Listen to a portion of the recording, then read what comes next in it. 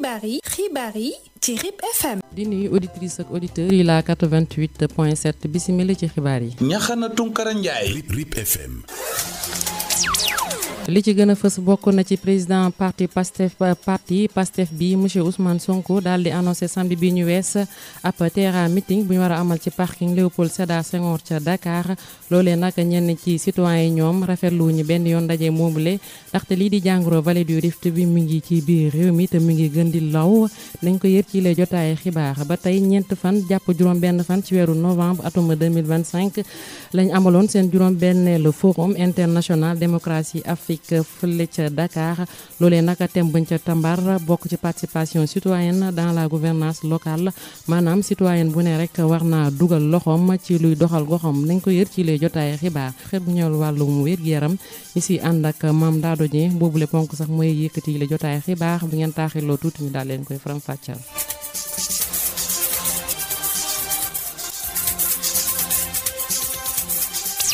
xibaar yi ak Ñaxana Tunkara Njaay. asalaamaaleykum la ñu koy dooree xibaar yi nag dañ koy ibbi ak déclaration bi nga xamante ne moom la premier ministre bi defoon niki samedi bii ñu wees loolee nag mu fas yéene amal ab terrain meeting niki juróom-ñett fan ci weeru novembre bi ci atum 2025 kii di monsieur Ousmane Sonko di xam ne rek ne jot na ñu daal di mobiliser lii di partem waaye tamit daal di dundalaat li nga xamante moo di parti bi loolee nag ñu ngi ko war a amal ci parking bu Léopold Sédar Senghor ca Dakar ci loolee nag ñenn ci citoyen ñoom rafetluñ benn yoon ndaje mi ndaxte lii di jàngoro vallée du Rift bi mi ngi ci biir réew mi te mu ngi gën di law. reportage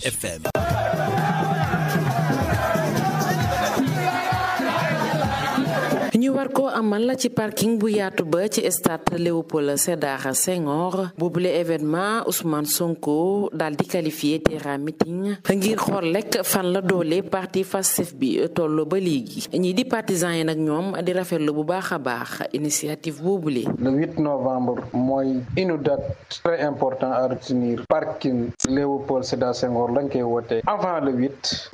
et après le 8 lépp événement la. Le 8 lu rëy la ñuy xaar ndax ku sell gi moo woote présidentiel xam nga dafa yónnee woon rek dëkk bi 54% yi validé xaaral ba mu ñëw fii 54% yi xam naa ne xajuñu fi de waaye fii moom képp ku yéex moom doo am place. ñenn ci citoyen sénégalais yi ñoom di wax rek boobu la ndaje amul la benn solo si jamono yi li ma gis mooy dafay xool partim fan la doole ji toll ba léegi day natt boppam parce que si sama gis-gis coow li bari na trop diggante Sonko Diomaye coow loolu mën na jur lu ne ndax ci géewu politique lañ ne ndax Sénégal yi nag lu ne am na fi politique gu Sénégal ku ko yàgg dégg wala nga yàgg ko fekkee lu ne xew na ci depuis Mamadou Dia ba fii ñu toll façon wor bu ne xew na te lii ñuy ruumandaat nii ci suuf ngay dégg bu fekkee am nga nopp yu xóot di dégg rek kenn ku ne am na lu sa xel di dem léegi nag comme bëree dana am foo nga natt sa bopp sa doole fan la toll. ñun amuñ ci benn gis-gis bu dul kër yi ne yëpp caaxaan la parce que tey dama jàpp ne tey situation bi nga xamante ni tey moom la Sénégal nekk di traversé tey yaakaar naa ne ñi nga xamante ni tey ñoom ñoo nekk ci nguur gi waroon nañu xalaat lu ne ba di woote li nga xamante ni mooy meeting bu ñuy xool seen popularité wala bu ñu waree xool ñi nga xamante ni tey ñoo seen militant wala lu leen neex war nañoo mën a bàyyi ba moment wu campagne wala ba mu approche li nga xamante ne mooy élection ñu jéem a xool nan la ñuy continuer di def li nga xamante ne moom moo nekk seen gumbaay wala seen yi ñuy def nii. bu ñu sukkandikoo si ñenn ñi ñoom mën na jurit ay jafe-jafe yu doy waar ci askan wi ndaxte lii di jàngoroy vallée du Rift bi mi ngi ci biir réew mi. vallée du Rift bi nga xamante ne am na mu nekk loo xamante ne wax dëgg yàlla dafa jaaxal sax ñi nga xamante ne tey ñoo nekk dans le secteur de la santé feebar bi ni muy wàllantee ak tey ampleur bi nga xamante ne commencé na koo jël ci réew mi tey yaakaar naa ne tey seen xel waroon na nekk leneen lu mooy di dajale li nga xamante ne mooy doomu aadama yi. bu ñu sukkandikoo ci kàddu yu ñu jot a taataan ñenn ci citoyen yi di xamle ni rumeur yi dox ci diggante premier ministre bi Ousmane Sonko ak suñu président bi lii di démission mën naa am naam sax bu dee amuñ ci benn confirmation bu leer. na nga ci xaar lépp lu ñëw bu mu la bett man bu démissionné woon du ma bett parce que xaar naa ko ci Ousmane Sonko njiit la te njiit la gëm jàpp na ne fu mu nekk dafa war a jiite. ak RIP FM jot leen xibaar yi ci biir Saloum ak li ko wër. yéen a ngi desandi ba tey ci xibaar yi fii ci rajo RIP FM ponk bi ñu doon leen ko ci bopp xibaar yi mu nekkoon seen juróom-benneelu forum international démocratie participative en Afrique loolee nag ñu ngi ko amaloon niki ñeent fan jàpp juróom-benn fan ci weeru novembre ci atum 2025 ca Dakar édition boobee nag daal di dajale délégation yu bëri jógee ci pays africain yu bëri dem bañ ca càmbar nag nekkoon participation citoyenne dans la gouvernance locale loolee nag lu ko tax a jóg bokk na ci fexe rek bañ am ay pratiques yi am solo jëmee ci gouvernance locale yi di leeral waaye tamit fexe ba citoyen bu nekk rek am kàddu ci décision publique yu ñuy jël ci loolee nag maire yi féetewoo fii ci département bu Nioro ñenn si ñoom daal nañ fay teew ñu teewlu monsieur Alassane Mbaye nekk maire commune bu Porokhane ci micro Absa Sow. ñu gëm itam ne développement mënul am sans que territoire yi ñu développer leen d'abord à la base. donc man dama nekk quelqu'un boo xam ne dama gëm down up wala au lieu de up down comme anglais yi ni ñu koy waxee da ngay jógee si suuf jëm si kaw. donc par territoire yëpp bu ñu développé rek mooy Sénégal développé na. bon léegi nag ñu waxtaan ci thème yu bari. léegi nag pour la démocratie participative man dama ci am ñeenti point yoo xam ne moom laa gëm bu njëkk bi mooy inclusion yi mooy mboolem citoyen yi nga xam ne ñu ngi ci commune yi nga nekk muy jigéen ñi muy jeunes yi muy minorités yi et cetera ñoom ñëpp ku ci nekk dafa war a am possibilité pour ñëw bokk ci processus bi nga xam ne mooy processus de décision yi mooy boole ñëpp. deuxième bi mooy transparence mooy sellal yorin bi dafa am lu ci am importance mooy ñun ñi nga xam ne ñu jiite ñu nangu di jël information yi di ko jox acteurs yi nga xam ne ñooy citoyens yi ndax ils ont droit à l'information te loolu it day renforcer la transparence damay jël troisième point ma tuddee ko responsabilité mooy ñi nga xam ne ñooy décideurs yi dañu war a rendre compte comme par exemple ñun ñi nga xam ne ñooy maires yi ñu garantir que seen préoccupation yi seen bëgg-bëgg yi dinañ ko jël en compte léegi aussi ce qu'on appelle la co-construction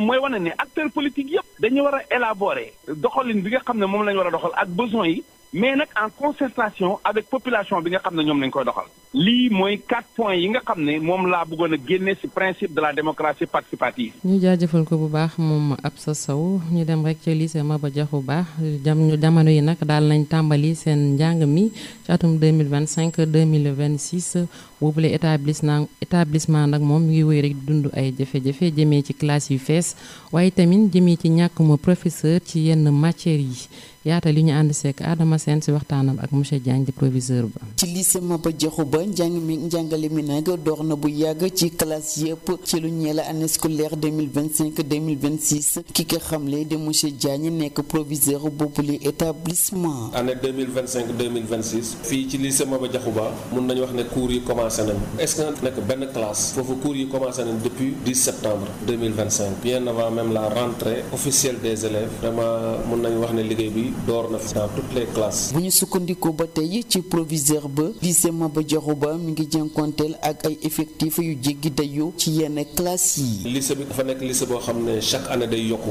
ci effectifs yi li ñu jot ci élèves orientés en seconde lu ëpp juróom-benn téeméeru élèves yu ñu orienté fii rax ci dolli ñiy ñëw par transfert donc qui fait que aujourd'hui l'effectif total va avoisiner les 1800 élèves. L'année dernière on était 1700 élèves donc il faut dire que l'effectif a considérablement augmenté ici au niveau du lycée. rax ci dolli yëpp monsieur Diagne di xam li na rek ñu ngi fay jànkonteel itam ñàkkum professeur ci yenn discipline yu bari yi. ici au niveau du lycée le problème fondamental auquel nous sommes confrontés mooy personnel bi doyul maanaam jàngalekat yi parce que dafa am ci yenn discipline yi bu mel ni philosophie mathématique français ak histoire géo parce que dans ces disciplines nous avons enregistré des départs au mouvement national qui n'ont pas encore été remplacés donc on attend ak ressources sortant FASTEF yi vraiment dinañu yónnee ay professeurs pour ñu mun a combler ce vide là. ba tax na nag lycée Maba Diakhou Ba bu Nioro mi ngi amoon ay résultats yu mucc ay yëpp ni ki daaw te ñu classé woon ko nag ci fukk ak ñaareelu place bi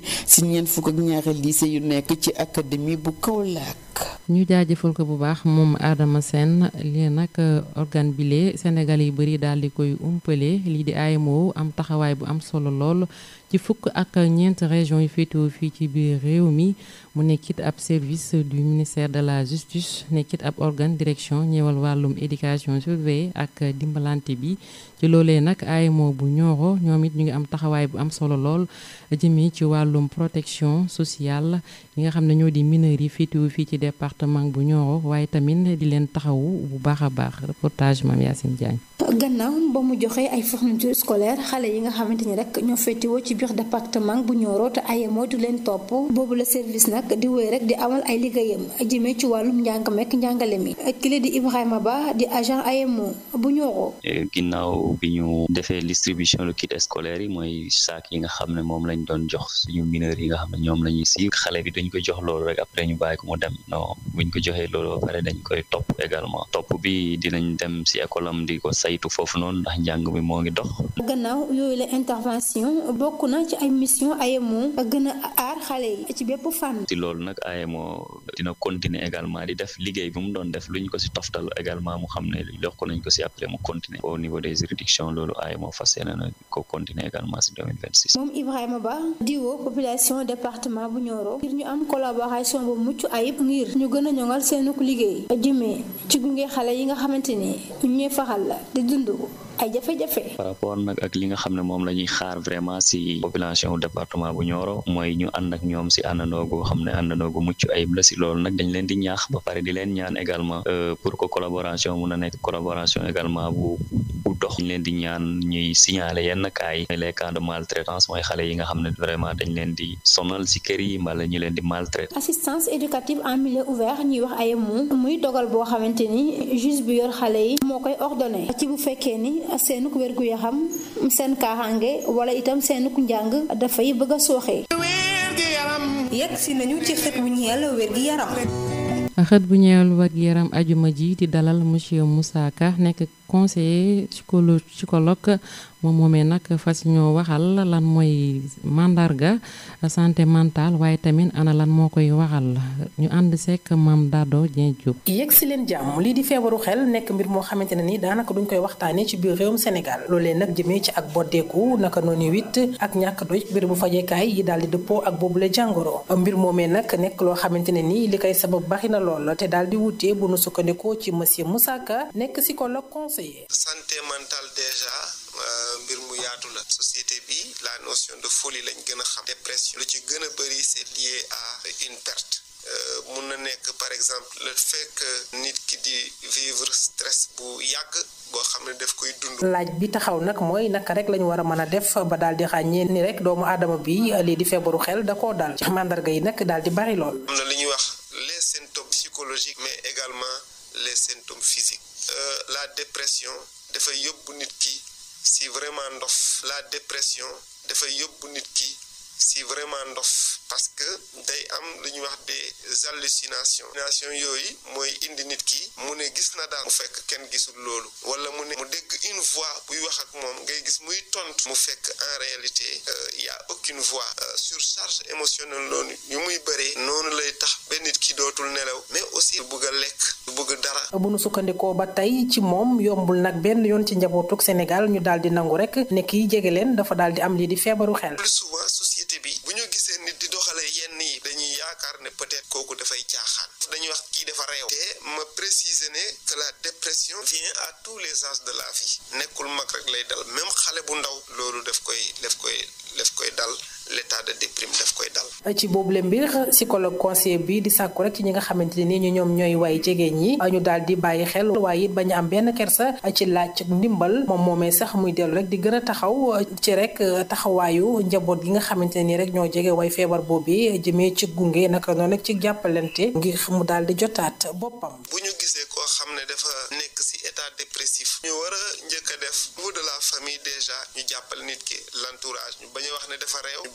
ñu bañ koo xas ñu bañ koo saaga. deuxième étape bi nga xam ne peut-être mbir mi bu gënee sérieux mun nañu gis un spécialiste un psychothérapeute un psychologue un psychiatre n'est-ce pas ñi nga xam ne souvent ñoom ñooy régler les maladies dépressives. jeex na tàkk tey ji léegi daje aljuma laata boobee ñu leen di soññ ngeen toppatoo seen wér-gu-yaram. RIP FM.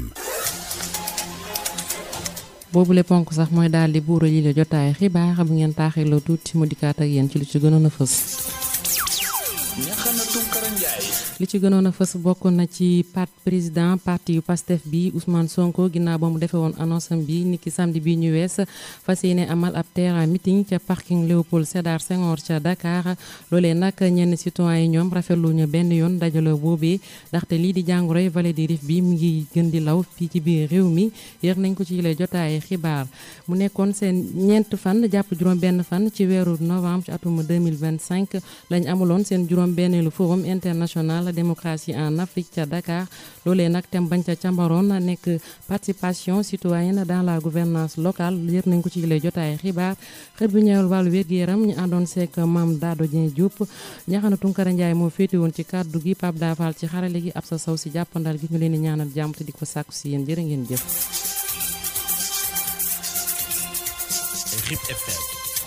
RIP FM, chez vous à tout instant.